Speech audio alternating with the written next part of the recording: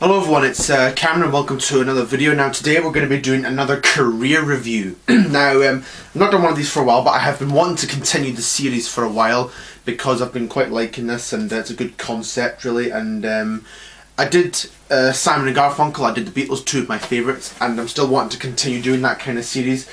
But today we're going to do someone who is perhaps my favourite artist, and one that I do talk about quite often on the channel. And he's one of the greats, and it is of course Roy Orbison. Now I don't think Roy Orbison really needs any introduction explained, but for those that don't know, Roy Orbison started off in the 50s and became successful in the 60s. He had a really unique singing style and perhaps the greatest voice of any pop artist of the day, and his was really unique, and he really influenced and inspired a lot of people, much like what Elvis did. Although he was totally different from Elvis, he did, like Elvis, inspire and influence a whole bunch of people, from the Beatles, Bruce Springsteen, Tom Petty, Jeff Lynne, Elvis Costello. A whole bunch of people were influenced and inspired by Roy, and even Elvis said he was the greatest singer of all in the world at one point. So yeah, definitely I want to talk about his career and go over like the kind of music career and talk about it, and talk about bits about his life as well for those that kind of don't know. So Roy Orbison was born in Wink, Texas on April 23rd, 1936. His mother Nadine was a nurse, and his dad, Orbie Lee, was a stock car driver. I'm right in thinking. A mechanic. Well, he was a mechanic actually. Was his dad. I should have said that. But Roy was the second of three Orbison sons. At the time, America was going through a bit of a poverty. Like they had the Great Depression, where people are kind of losing their jobs and people were just kind of trying to get by. But Roy was born in Vernon, and he was. They then moved to Fort Worth when Roy was 6, and when he was 6, Roy was asked what he wanted to be when he grew up, and Roy said, "I'll be a singer." He didn't really think much about it, he just thought, "I'm going to be a singer."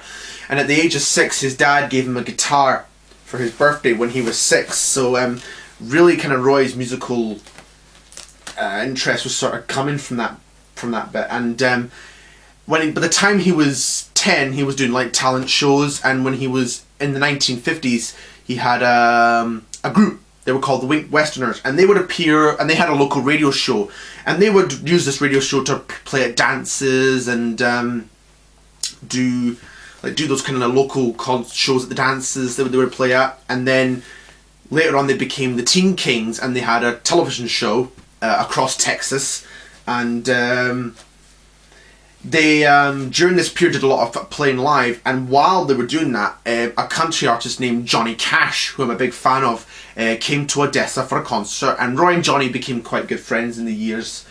And Roy says to Johnny, "How do I get on a record label?" And Johnny says, "You should call Sam Phillips and tell him I told you to call," because Johnny Cash was on Sun Records at this point, and Elvis had also been on Sun Records too.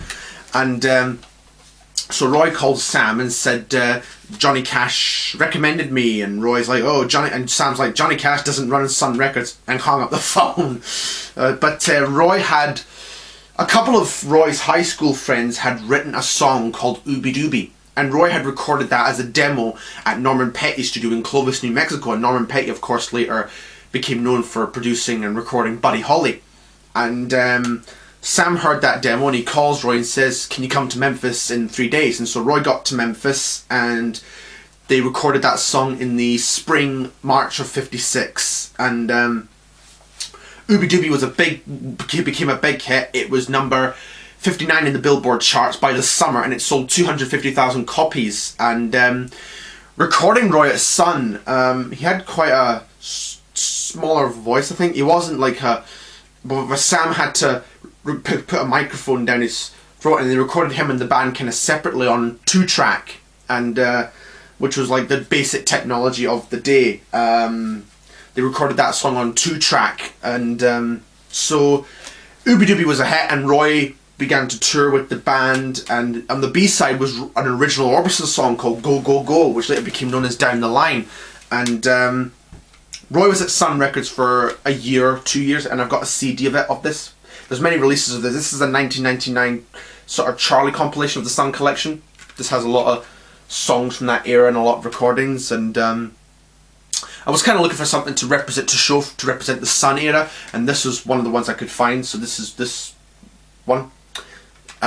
So yeah, Roy was on Sun and recorded a lot of material that they would release, and while Roy was at Sun, there was the follow-up to Ooby Dooby was another Orbison original called Rock House, and the B-side was one that Johnny Cash had started off, but then Roy Orbison finished, called You're My Baby, which is a good up-tempo little rockabilly tune. And Roy was sort of different to his contemporaries because Roy didn't move about much like what Elvis, or he didn't jump around a piano like Jerry Lee Lewis would later do. He just basically stood still and basically sang. He didn't do much movement on stage, but Roy would appear on bills during these years with people like Johnny Cash, Jerry Lee Lewis and Carl Perkins, so everybody kind of knew each other. And even I think Elvis as well, he appeared on bills with Elvis and became very good friends with Elvis in the years that followed. And but the Teen Kings were kind of becoming a bit sort of frustrated of becoming down the pecking order because Sam was spending a lot of time and a lot of money on his other acts like Johnny and Jerry Lee Lewis and Carl Perkins, and so Roy was kind of on his own. And by this point he was not really liking being at Sun. He was recording a lot of stuff that the Sun Records would put out, and he had no control over. And so he basically stayed in Memphis, and by this point he'd met a girl named Claudette, and they'd started to date by this point. They were kind of going out, and so Roy kind of basically was just writing songs just for a living, just in the hope that other people would record them. And then his manager at the time called him and asked him if he would come and do a show with the Everly Brothers in Hammond, Indiana, who I'm also a big fan of. And the Everly Brothers by this point were becoming big stars. They'd had Bye Bye Love and Wake Up Little Susie by this point. And so Roy did the show with the Everlys, and after the show they were in the dressing room, and the Everly Brothers said to Roy, "Oh Roy, have you got a song?" And Roy said, "Yeah, I've got this one." And he played them a song he'd written about his now wife Claudette, and they really liked the song, and they wrote the lyrics down on top of the shoebox and took it back to Nashville, where they recorded it, and it was released as the B-side of All I Have to Do Is Dream. And this gave Roy a bit of royalties from the songwriting. And so when he got out of the Sun contract, when he finally left Sun, he basically went to Nashville, and he recorded and was signed to Chet Atkins and RCA. And RCA, of course, were the label who had recorded Elvis to worldwide acclaimed success, so they'd probably hoped that, you know, this was gonna have the same for Roy. Unfortunately, he released 2 singles, neither of which were successful, and basically he kind of struggled and was broke by this point, and he and his wife basically coped by making little bread dough balls and sourdough balls to basically kind of cope. And by this point they'd had a son called Roy Duane, and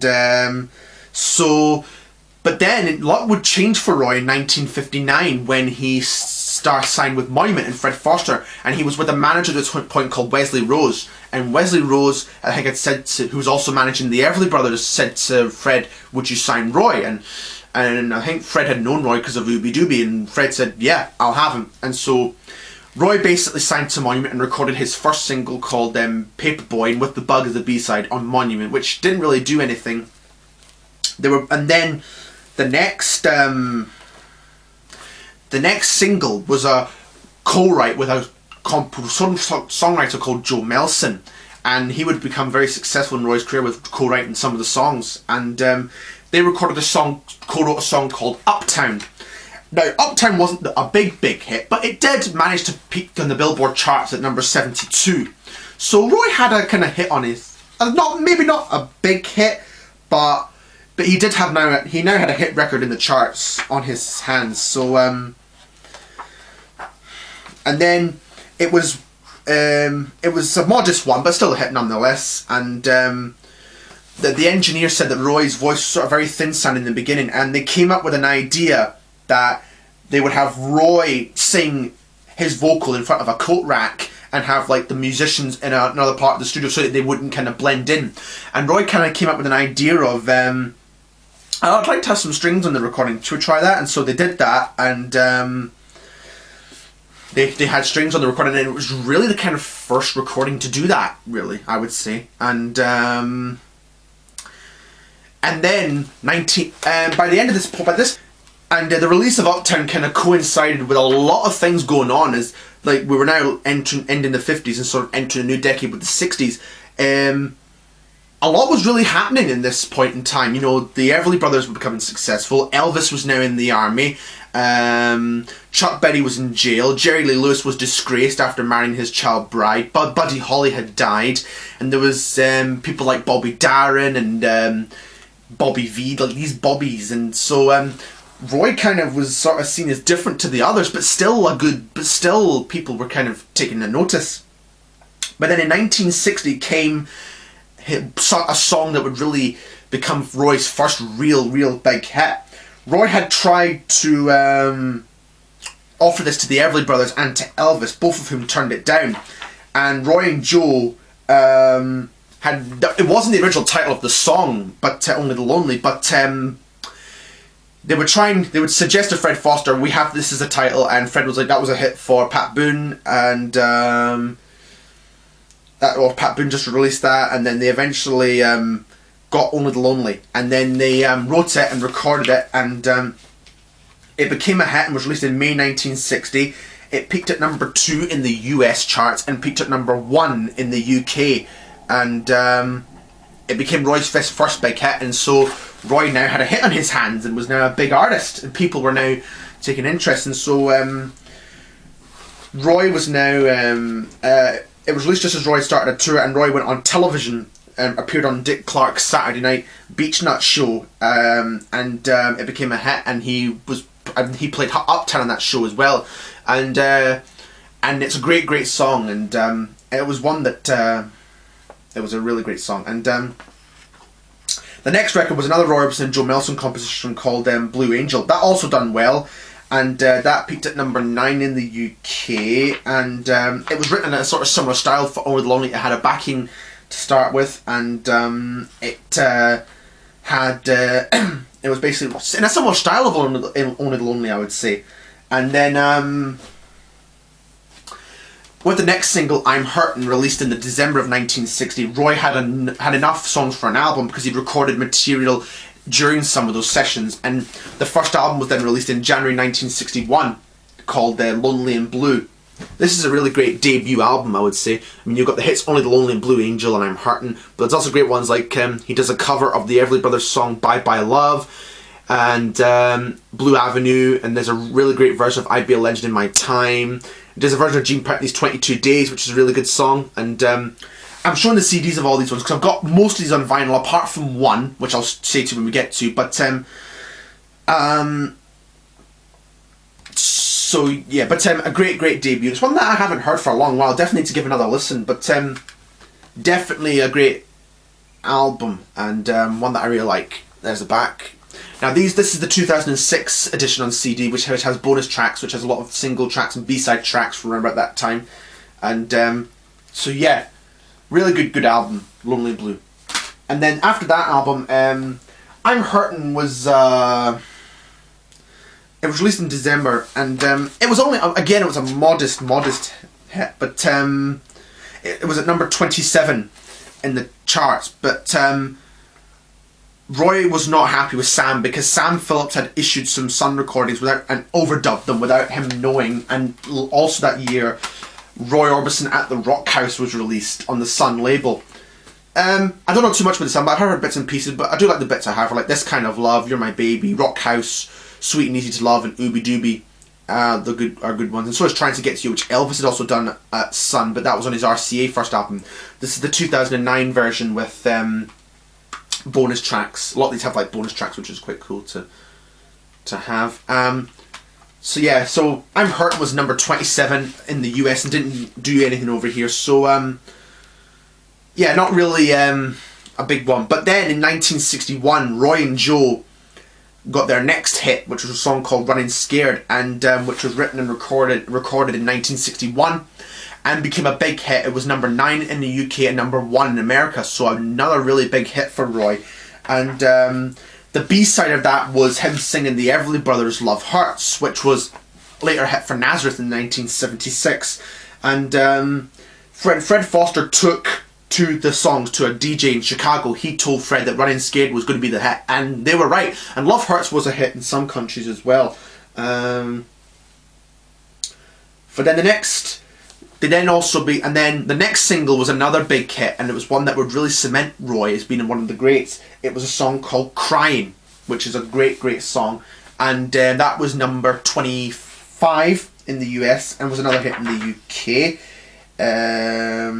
It was also Roy's first double A side, because its B side Candyman also went into the charts. So kind of a very early instance of a double A side, which would later happen with the Beatles in the 60s. And yeah, it was a great song and really one of his best. And then also 1962 with this album, Crying, of the same name. Again, has a lot of songs that Roy recorded during the sort of sessions and material he sort of gathered for this album.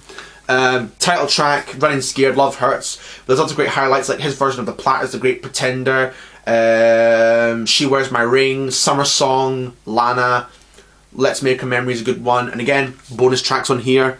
I was wondering if I could let the Good Times Roll, which Roy had recorded in the sessions 1961, but then they wouldn't see released till 1965, which we'll touch upon later on in the video. So yeah, really great song. So yeah, Roy was making hits by this point, and then in 1962, kind of before the next record, Fred Foster suggested to Roy, okay, we've had two big hit ballads, I think the next one we should make an up-tempo record. So Roy basically, and so they basically had, and so they came up with this one, which was Fred Foster called the songwriter Cindy Walker in Texas, and so she wrote Dream Baby, and when Roy heard it, he went, let's do it. So they recorded Dream Baby, and it had a bit of a country swing to it, but it was almost up-tempo with a beat that was more to Ray Charles, and it reached number 4 in the US and was number 2 in the UK, where a new group called the Beatles had recorded a version of that song in March of 1962 on a radio appearance, and this was the single here, which now I'm showing some of the 45s, but the 45s I'm going to be showing are not ones that are available in the albums, but I do have a lot of those 45s, but some of the tracks I'm going to show are not from like albums or standalone, it's just standalone singles. But I have done a video on my Roy Orbison vinyl collection, so if you want to see me do that, you can go back and check out the video. So yeah, Dream Baby was a big hit, and the B-side's a great song as well called The Actress, and that's a really good song. That was another Roy Orbison and Joe Melson composition, but he's miscredited as Nelson. And the year 1962 had modest successful singles like With the Crowd and Working for the Man and its B-side Leah.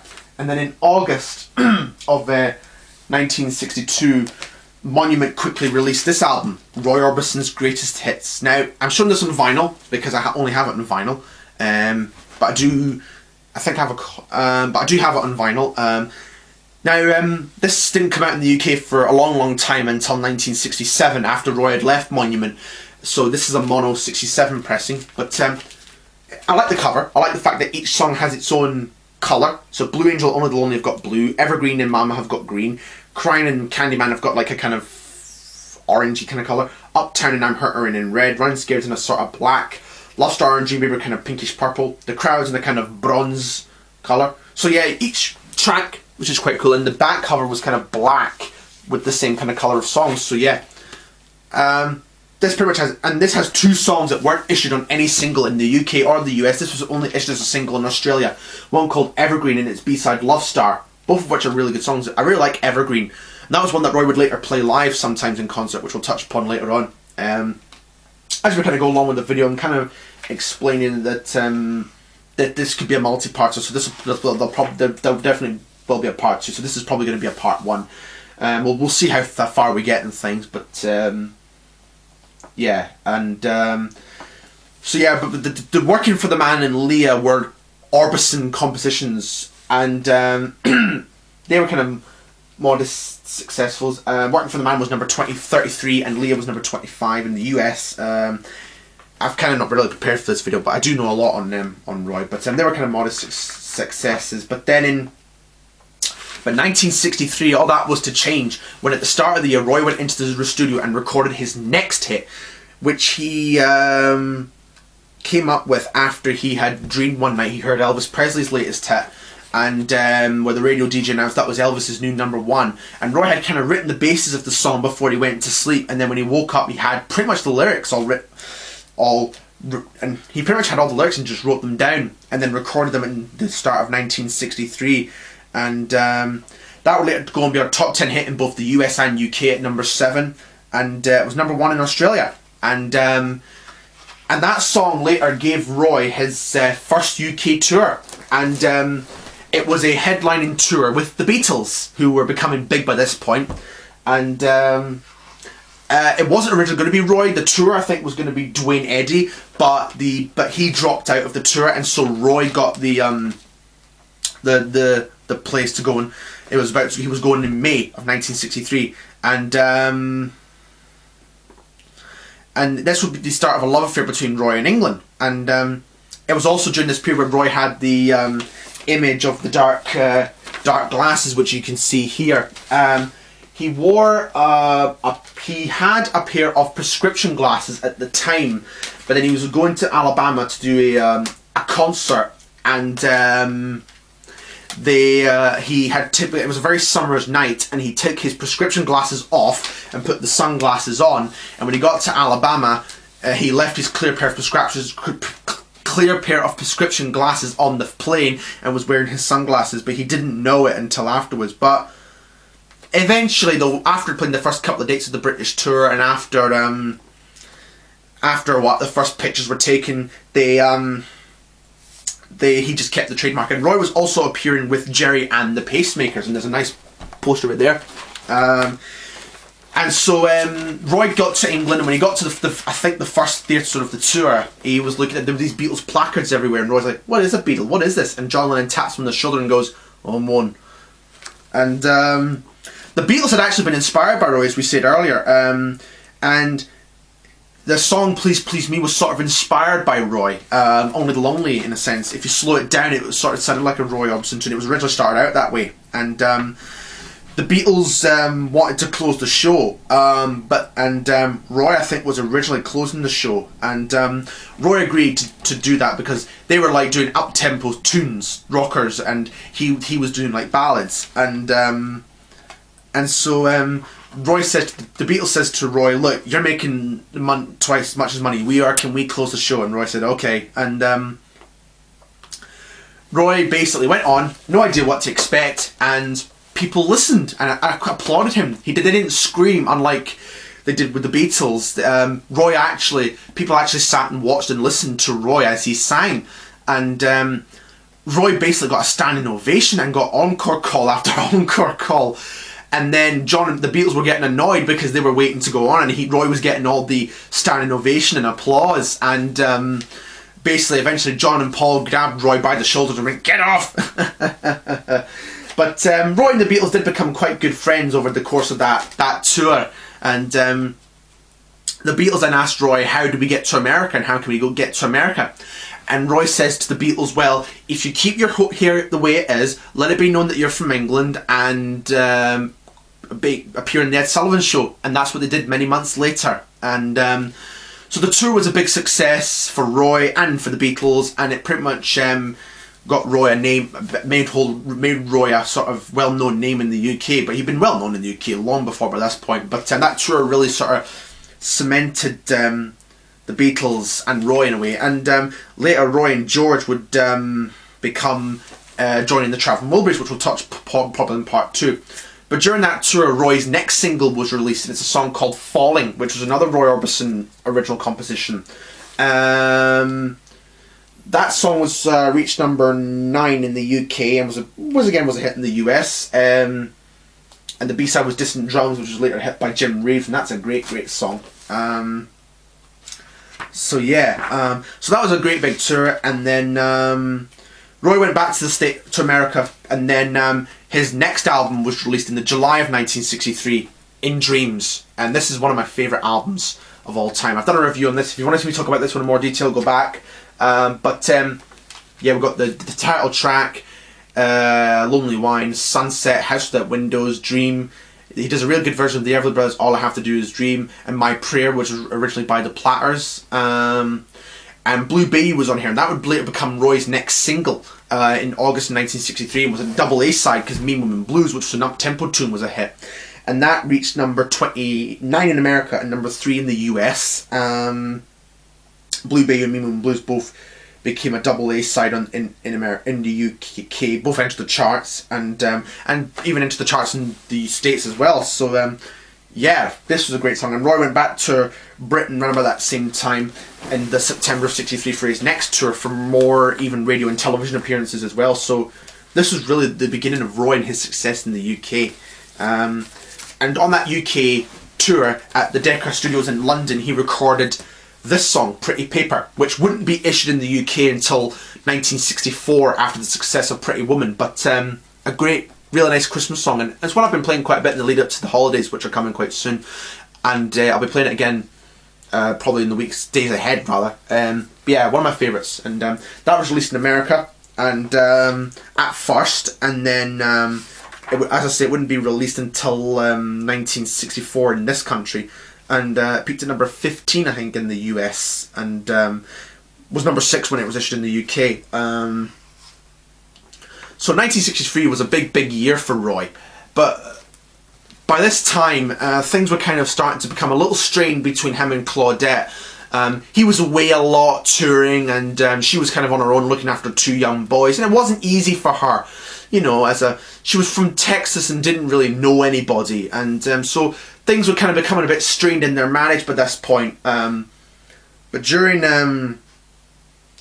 it would become evident with Roy's next single, which we'll touch upon in a minute. But before that, London Monument in the UK issued this, Born on the Wind, which is a Roy Orbison. But this time Roy started writing with a new co-writer called Bill Dees, and they would write 2 of Roy's biggest hits, which we'll touch upon in a minute or two. So Born on the Wind and What I'd Say were only ever issued in the UK and not in America as a single for whatever reason or another. But yeah, a good song. And B-side is a Ray Charles version of What I'd Say. Both really good. They would be issued on the more of Orbison's greatest hits albums we'll touch upon later on. So in March of 1964, by this time, Fred Foster had acquired a new studio in Nashville. And basically, in March 1964, Roy went back into the studio and recorded his next single, which was It's Over. What can you say about this song? What a great, great song.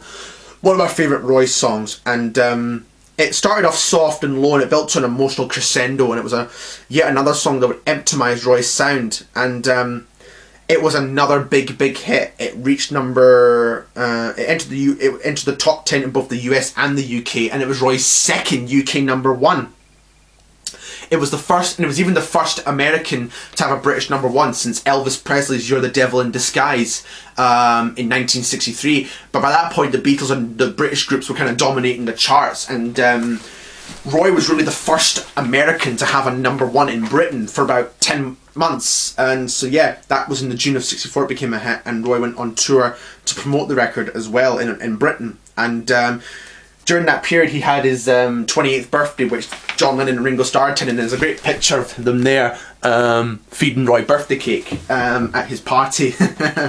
And so Roy by this point had moved to a house, and so with that success, and they got Roy and his family had a house in Hickory Lake in Hendersonville, and which was probably from the success of the song, which was a US UK number 1 and hit in the US. And then July of 1964 would issue more of Roy Orbison's greatest hits, which was a kind of a continuation from the previous one. Again, this wouldn't be issued in the UK until like 1968, so after Roy had left Monument. But it's kind of picking up from where we left off. The last one stopped at The Crowd and Mama, and then we have Working with For the Man single. I like the cover with all like the Monument singles on the front. That looks really cool. and then goes through to It's Over, an Indian Wedding. So remember whatever it was out at the time. And again, a good compilation, but it's kind of 1.5 for the collection, but it's still good to have nonetheless.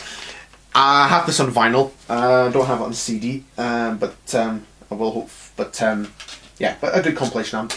And then in 1964, Roy's next song would be another hit, and then this time they decided they would have, given that they had a ballad, they would have an up-tempo song. So Roy and Bill Dees were sort of working on a song, and Claudette announced that she was going to go shopping, and she asked Roy for some money because she needed to go to the stores, and Bill Dees says, "Pretty Woman doesn't need any money," and that pretty much started working on the song. And by the time Claudette came back, they had it complete. So they written it. It was probably like the quickest thing that they ever did, because it was written on a Friday night, and then the next day, it was a Saturday, the 1st of August, the song was recorded in the studios, and then within a week or two, it was out.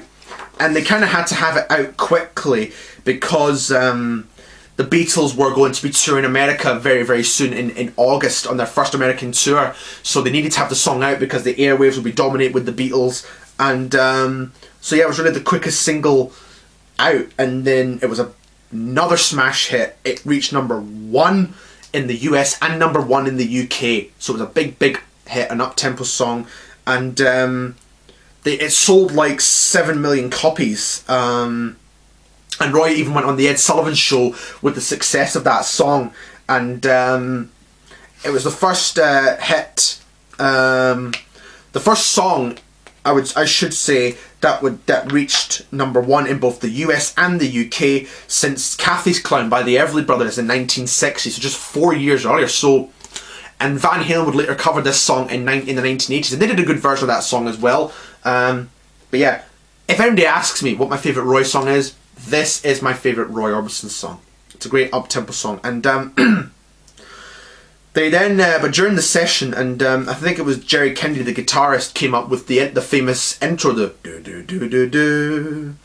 And then they had another suggestion of, why don't you put the guitars on it one at a time? So they did that, and I think that was done on a 12-string guitar. So yeah, Roy went on tour around about UK again, and he even had his own one-off TV special called The Roy Orbison Show from ITV Network, so which he hosted the show and did some songs and introduced other acts on the show as well. So it was kind of like a one-off sort of variety show.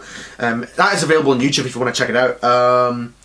And also, right about that time, Monument had issued another compilation called Early Orbison, which the cover of which I don't really know why that's the cover. I think this would have been a better cover shot. That picture, that's a nice picture of Roy. That would have been a better cover, I think. Again, this wouldn't be issued until 1968 after Roy had left. This is kind of like some of the album tracks in like the first two albums, Crying and Lonely and Blue. So yeah, it's for the collection really. Even though I have the albums elsewhere. Again, only on vinyl I have that. So 1964 and 63 were 2 big years for Roy, and but as we would go on, Roy's sort of seemingly perfect life was to come kind of crumbling down, and things were to not go well, which we'll touch upon in part 2. So we'll stop here, and then we'll take a break, and then we'll come back and do part 2. But we've gone over quite a lot in the video so far, but I hope you've been enjoying the video and you're learning new facts about Roy. Like, comment, subscribe, and we'll see you for the next video. And we'll see you in part 2 rather, sorry.